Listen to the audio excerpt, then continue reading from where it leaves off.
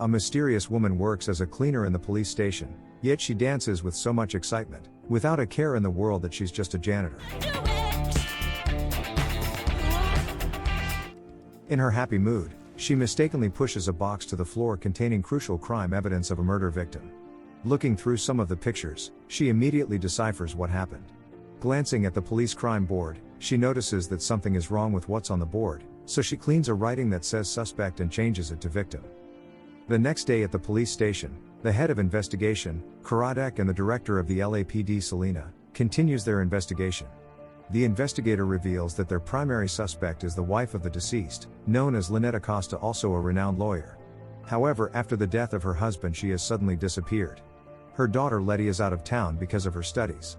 At that moment, the man notices the correction on the board and gets really furious, promising that whoever tampered with the evidence will serve time in prison, and asks one of them to find out who messed with the board. Meanwhile, Morgan and her 3 kids are buying groceries from the mall when her oldest daughter begs her for an item, which she refuses, saying they have less to spend. However, the daughter sneaks the item back into the trolley. At the paying booth, after calculating the price of the purchase, the cashier calls out a price higher than what Morgan had already calculated. She points out that there must be a mistake in the calculation. After a little argument, she learns that her daughter snuck the last item behind her back. The cashier is impressed by her disapproval and the correct calculations of the actual price. On their way home, Morgan doesn't mind carrying the cart with her on the bus. Her daughter complains about it, but since their car is broken, she has refused to repair it because of the cost. At the station, the team is surprised by the camera footage of Morgan dancing and, at the same time, mad at her actions. They visit her to come and explain herself at the station.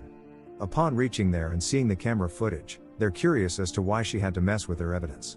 Morgan reveals that she has a weird compulsion to put things right. When she sees a mistake, she's compelled to correct it so she can sleep well at night. Karadek is glad to arrest her for tampering with the evidence, but the director brings out the case file, asking her what she thinks about the crime. With her unique analysis and vivid attention to details, she is able to prove her theory that Lynette wasn't the suspect but a victim, affirming that there's a third party at the crime scene and that Lynette was only kidnapped since they haven't found her. At that moment, one of the investigators walks in and announces that camera footage confirms there was a third person entering the Acosta's home before the crime. This confirms Morgan's theory to be at least true, but Karadek's ego is too high, so he tells one of his partners, Oz, to escort Morgan to the prison cell until they conclude what to do with her. After she's escorted, the director points out that they are going to work with what she just said. Even though Karadek is furious that she opened a crime file for a civilian, the director makes it clear that it's because of Morgan that they have a potential lead. Daphne, another investigator, is able to retrieve the home camera footage and finds a lady, Lishka, visiting the Acosta home before the actual crime. She is called in for interrogation. Lishka reveals that although she visited the deceased family, that was 3 months ago. She says that the reason for her visit was based on the fact that Lynette defended her boss for assaulting her, and Lynette won the case, even though she was supposed to protect women who are assaulted. However, Karadek reports that according to the camera footage, she was in the Acosta's house yesterday, but she denies it, saying she was at home working all day. Morgan is released, and during that moment, she notices that the camera footage retrieved from the Acosta's home contains a wrong timestamp and points it out to the team. This causes Karadek to be angry, as she is meddling with something that doesn't concern her. As she signs her paperwork and is about to step out, the director calls her back and asks her to elaborate on what she was saying about the wrong timestamp on the camera. She points out that with the wind blowing direction and the direction of the church facing east at that moment, it clearly shows that the lady wasn't at the Acosta's home yesterday.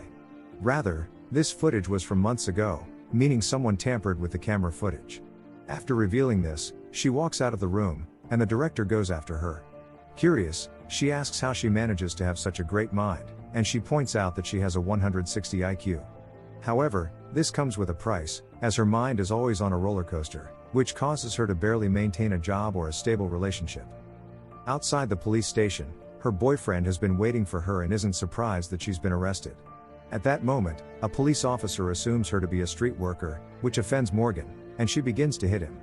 This causes both of them to be thrown back into the cell, as her boyfriend yells at her for being so reckless with her behavior, but they quickly reconcile. Meanwhile, Karadek meets with the daughter of Lynette, who is clearly devastated about the whole situation. Karadek assures her he will find the perpetrators and bring them to justice, but in the meantime, he needs to ask her some questions regarding her mom. Letty thinks her mom is dead as well, but he assures her that isn't the case and that they will find her. Karadek goes to the director to ask her permission to search Lynette's office for a letter, following what her daughter told him. However, the director points out that since she's a defense attorney for a prestigious organization, there's no way they can get a warrant to search her office. But Karadek makes an exception, saying they at least have to try and search for evidence. The director approves it and tells him to go with Morgan. Karadek doesn't like the idea, but the director reminds him that if it wasn't for Morgan, they wouldn't have come this far in the Acosta case, and he reluctantly agrees. Morgan makes a call to one of her neighbors and begs him to babysit her kids in the meantime. She sees Letty sitting not far from her, and from the case file, she is able to recognize her as the daughter of Lynette. She goes to her and tries to comfort her by telling her she will help make sure her mom returns to her safely, and she asks if she has a recent picture of her. After scrolling through different pictures, she assures Letty not to worry too much. The director then approaches her to ask for her help in uncovering the case, which she agrees to. Following Letty to her sister's home, Karadek warns Morgan not to say or do anything, as this might jeopardize their plans. Karadek proceeds to interrogate Lynette's sister about a letter that her sister received that might help them with the investigation, but she says she knows nothing. Morgan begins to touch some objects in the room, not minding what Karadek told her earlier.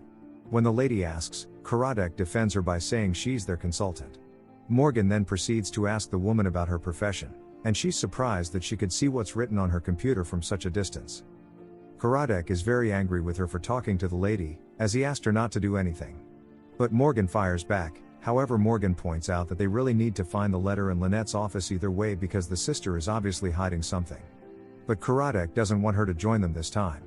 Angry and realizing that he doesn't need her help, she leaves. Karadek meets with the head of the law firm to get his approval to search Lynette's office, but he refuses unless he has a search warrant. Angry, he goes to the bathroom to relieve his frustration. Suddenly, Morgan shows up with the letter, revealing she sneaked into Lynette's office to get it. Karadek isn't happy with the idea that she broke into an office in a law firm to retrieve the letter. Not only could they be sued, but they could also go bankrupt. But Morgan points out that the letter contains a potential suspect known as Diamond later, who might be the serial killer of Acosta. Karadek tells her to return the letter back to the office and leave it there the same way she found it, but assures her that they'd interrogate Diamond, but she has to return the letter back to Lynette's office the same way she found it. During the interrogation of Diamond, Karadek mentions that he was once sued by Lishka for assaulting her, and his lawyer Lynette was able to help him win the case.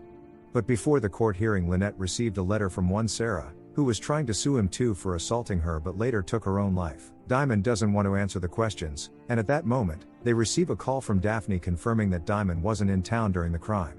Morgan doesn't believe it, as she points out that there wasn't any solid reason he was meant to be in Fontana, so she tries to tell Karadek to ask Diamond what he was doing out of town, but it was too late, as the report of the officers breaking into the office of a law firm has reached the ears of the director. She is angry about it and scolds Karadek for being so reckless, but he points out that it was Morgan's fault. That night, Morgan tries to tell him to ask Diamond what he was doing in Fontana, but Karadek shuts her out, telling her to go home to her family and leave the investigation to the professionals, as her reckless behavior isn't the way things are done. During dinner, Morgan notices that her daughter isn't happy and is always on her phone. She looks concerned, and when she asks her what's wrong, her daughter says she feels useless because she's not as smart as Morgan is. Even her little brother knows complex math and can solve them, but the family traits seem to skip her. She points out that maybe she has the traits of her father, but unfortunately, she's never seen him since she was born. This makes Morgan cry after leaving her room. In the morning, while struggling to prepare the kids for school, her little son notices a man standing in front of their lawn. When she checks, it's Karadek.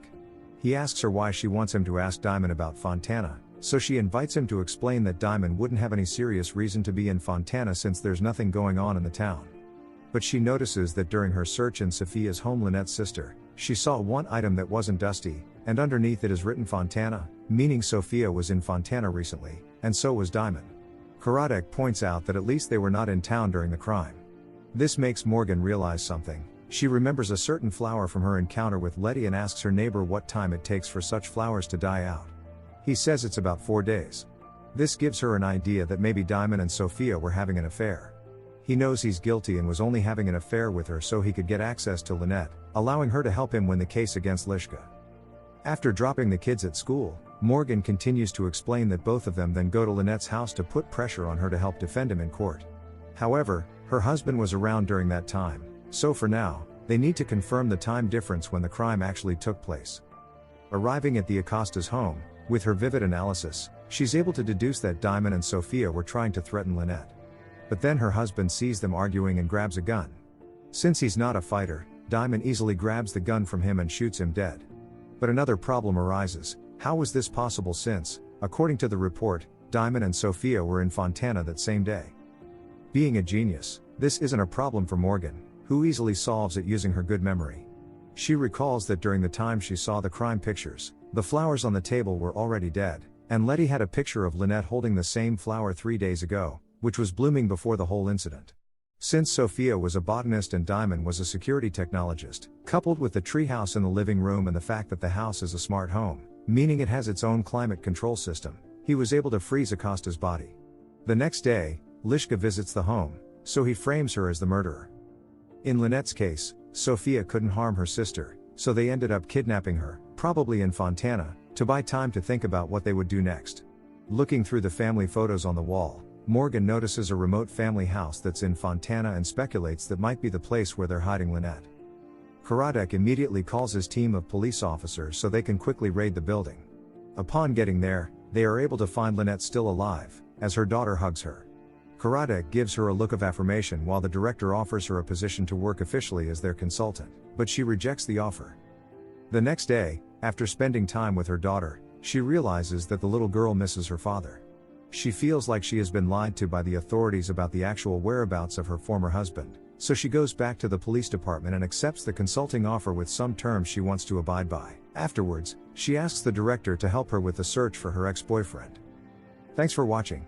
If you enjoyed the video and would love to see more from this channel, please subscribe and turn on notifications.